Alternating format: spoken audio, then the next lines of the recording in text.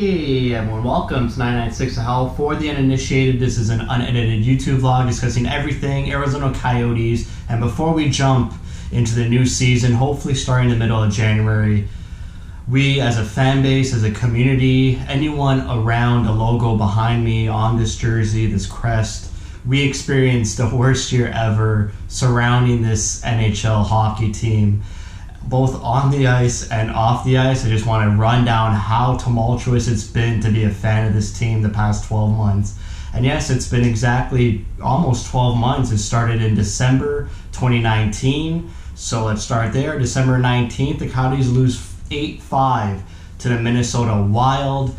It was the second game Taylor Hall played as an Arizona Coyote member. And in that game, first of all, the Coyotes letting in 8 goals. They did it twice in August. I'm getting ahead of myself, but letting in 8 goals during that period of time when the Coyotes were flying high was unheard of, unprecedented. And in that Minnesota game, Darcy Kuemper went down to an injury and was out for most, if not the rest of the season. I think he only played 3 more games at the end of the season.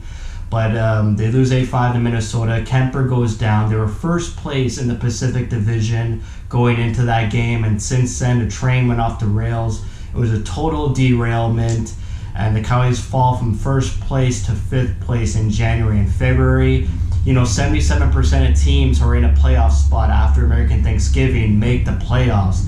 And lo and behold, the Coyotes managed to defy all odds and lose out of a playoff spot and become 5th place in the Pacific Division. In January, they close out the month losing 5 games straight. And 3 of those games were to the likes of the Anaheim Ducks, Chicago Blackhawks, and LA Kings, 3 rebuilding teams that as a fan I had those games circled because they were going to get those 2 points easily, rebound, reclaim their top position in the division, and just get back to their winning ways. They have Taylor Hall, they're going to make the playoffs, everything's going to be good. But they lose those 3 games. And that losing streak continues into February, where they lose 15 out of their last 21 games. The fan base is just so erratic, so much fire talk. I had to make a video questioning whether Rick Tocchet was a fit for this team, whether his defensive first system meshed well with the roster on the ice. And fortunately or unfortunately, the fan base was put out of their misery when the pandemic hit and the NHL was put on pause, so we didn't have to experience any more losing as a Coyotes fan base. Obviously, we'll lose more in August, but I'm getting ahead of myself again. So in March and April, the pandemic hits, the NHL goes on a 5-month pause, and then another 4.5-month pause, which we are still going through and hopefully end soon. And when the pandemic hit, the Coyotes had to lay off 50% of their staff. Most of that staff that was fired were arena personnel and ticket sales personnel, nothing to do with the on-ice personnel, but very unfortunate that the Coyotes had to let go 50% of their staff. Heading into May, they make another firing. They fire their CEO, Aaron Cohen, who was a social philanthropist type CEO, who was very front-facing with the media, well-spoken guy. I liked him as a CEO. But I knew when this firing happened that the Coyotes wanted a more financial, business, tech-savvy guy, and probably someone that Alex Morello knows and trusts. And that rang true in June when they hired the first Latino president and CEO in the NHL, and Javier Gutierrez. That was a bright spot in 2020, one of the very few bright spots. But also in May and June, the NHL announced the play-in rounds to compete for the Stanley Cup playoffs due to the pause. And the Coyotes managed to make that play-in round circumstance, and they were facing the Nashville Predators in a 5-game series. But right before they take a plane to Edmonton to play Nashville, because they were playing in a centralized hub, John Chayka, there's rumors and circulation, so much media speculation around John Chayka and the Coyotes disagreeing and parting ways. The ownership took Taylor Hall to a dinner without John Chayka, and to make contract negotiations without your general manager seemed very odd. And being a John Chayka fan, I still am, I was disappointed. I was like, why wasn't John Chaika invited to this dinner? Why isn't Chaika talking to Howl? Why is ownership taking control of the contract talks? And then the media was speculating that John Chaika wouldn't even be on the plane to Edmonton with the Coyotes. So I was like, what's going on here? And fortunately, not fortunately, but thankfully we had resolution to all this speculation. John Chaika and the Arizona Coyotes part ways, both releasing media statements throwing shade at each other. The Alex Morello ownership media statement was cutthroat. They're saying John Chaika quit the team, quit the fans, and that we should move forward without John Chaika, whereas John Chaika's statement was that it didn't work out between him and ownership, and he wishes the Arizona Coyotes the best of luck in Edmonton in the play-in rounds. It was such an odd circumstance because John Chaika signed an extension in November with the Arizona Coyotes, so to part ways with the team months later seemed very odd, and we still don't know to this day whether that job he was offered was a hockey job or a sports job. If he even took the job, what's happening there still hasn't come to light. So we go to Edmonton without a GM. We managed to beat Nashville in a 5-game series. Coyotes win 3-1 with a series clincher scored by Brad Richardson, one of the best moments in 2020, both hockey-related and non-hockey related in my life. I never felt so elated when that goal went in. That was such an awesome moment, and I hope to relive it soon one day. But right after they beat Nashville, they make the Stanley Cup playoffs, and they get trounced by the Colorado Avalanche. They lose back-to-back 7-1 games to get eliminated. Just total embarrassment. The Coyotes were a laughingstock in the league after those two losses. And going on Twitter and Reddit and Instagram, just if you're a Coyotes fan, you were getting made fun of. There were so many memes against the team. People saying the Coyotes don't even deserve to be in the NHL. They should move to Quebec or Houston. It was a pretty rough and embarrassing time. Even the comments I got on my videos for those two losses, if you go back and read those comments, man, people were firing and were pulling no punches in those comments. So I had to step away and disconnect. One of the many disconnects I made in the year 2020 being a Coyotes fan. And right after the elimination against the Colorado Avalanche, the Coyotes have to forfeit draft picks due to draft tampering due to John Chaika and a personnel under John Chaika. The Coyotes have to forfeit a first-round pick in 2021 and a second-round pick in 2020. And they also had no first-round pick in 2020 because of the Taylor Hall trade. So the Coyotes had no draft picks until the fourth round, which led to another huge controversy and tumultuous media storm that we'll get to later. But yeah, the Coyotes had to forfeit draft picks. The fan base was just in total shambles. The Coyotes Reddit was in shambles and might still be. I haven't really went on it lately because just this community around this team was just baffling. I mean, fans were saying that the team should rebuild, tear it all down, start from scratch. It's such a joke of a franchise. And it kind of cooled down in September when the Coyotes hired their new general manager, Bill Armstrong, who has yet to make an NHL trade. I'm still waiting. I refresh every day, Twitters and Reddits. I refresh looking for a trade. Nothing has happened. Bill Armstrong still hasn't made a trade. He signed a couple free agents, big-bodied defensive forwards in free agency. We'll see how that turns out.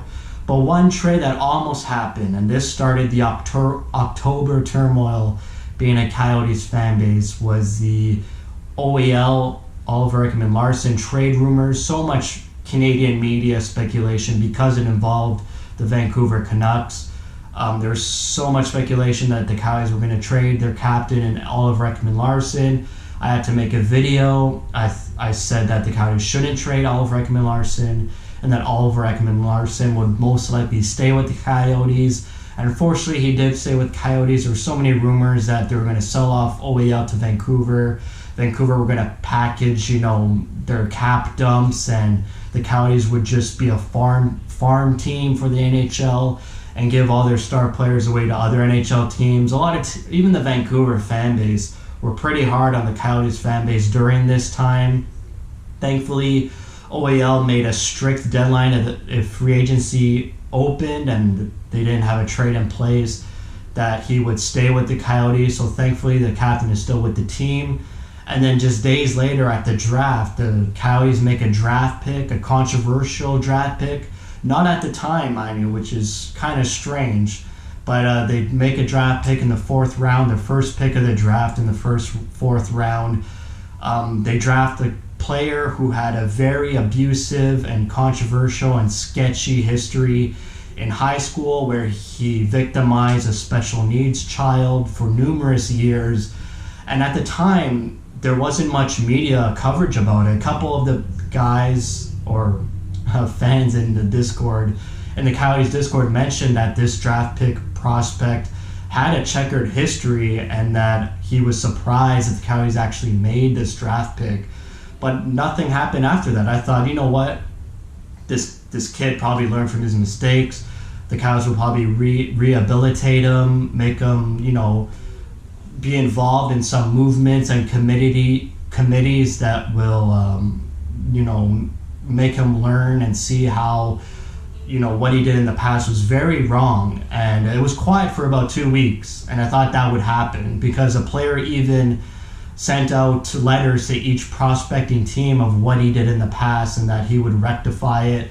But 2 weeks later, a journalist in the Arizona Central published a paper saying that the draft pick prospect didn't even apologize to the victim or the victim's family since his actions and since the court proceedings. And just this story caught on fire nationwide, in Canada, in America, and the PR storm that occurred because of this was huge. So much PR backlash. Fans were embarrassed to wear the Coyotes jersey, to wear Coyotes apparel. Everyone on Twitter and Reddit were bashing the Coyotes for making such a terrible draft pick choice. And thankfully, the Coyotes made the right decision in parting ways with the draft pick. They denounced him as a draft pick and have since moved on from the draft pick. And thank goodness that story is behind us and everyone's able to move forward. I hope the draft pick has learned from this and apologized to the victim and helps the victim in any way he can, because obviously everyone moves on from this except the victim. So we have to have that in mind too as we move forward. So that was the end of just bad PR, just bad fan base, feelings around the team. But it did end there for disappointing news and just somber, depressing news. As in November, the Coyotes lost 2 figureheads in their community in Layden Accardo and Louis Monaco. Layden was a young child who succumbed to a cancer disease. I think it was leukemia. But the Coyotes team and coaches fell in love with this kid, and the kid fell in love with them. And they invited Layden to a hockey game on Hockey Fights Cancer Night. Oliver Ekman-Larsson made her drop a puck, and she did the opening face-off.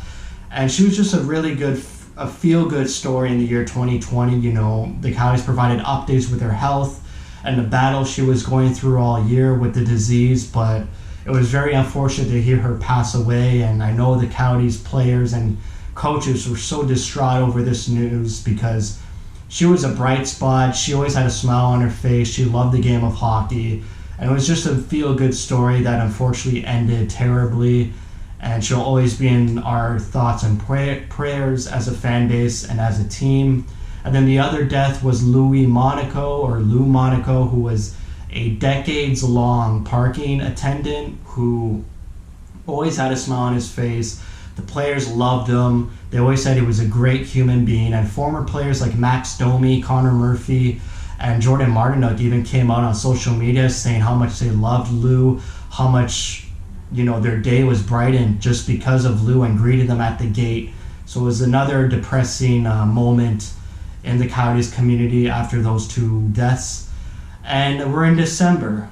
Things are sort of looking up. The players are in Arizona. They're skating. They're practicing. I see Instagram pictures of the team having fun. And just the mojo around the team starting to get better. I still need to get my hype and excitement levels up to where they were in August, and just to get excited for this new season. The Coyotes also dropped the top 5 selling retro reverse jersey with the purple peyote. It was top 5 selling on NHL.com. I think number 1 went to the Washington Capitals. That's also a nice jersey. But I got to pick up that jersey. I got to get some purple in my Coyotes wardrobe and get some beanies or baseball caps to get that purple, that oomph, just to add that oomph in my Coyotes collection. But that's it. This was a long video. So much happened during the year.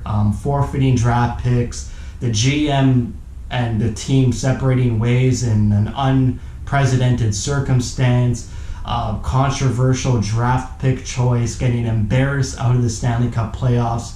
A lot happened in 12 months, going from number 1 in your division to all those bad things happening. But thankfully, we've been through it. We went through it. As a fan base, it's time to join together and just move forward and enjoy the entertainment and product that's the Coyotes hockey that will be on the ice very soon. So that's it for me. I'll be making regular videos from now on. Hopefully the hockey community does confirm a mid-January start for the 2021 season, and I'll be here for it, and hopefully you'll be here for it too. So that's it for me. Thank you for watching, and thank you for your support.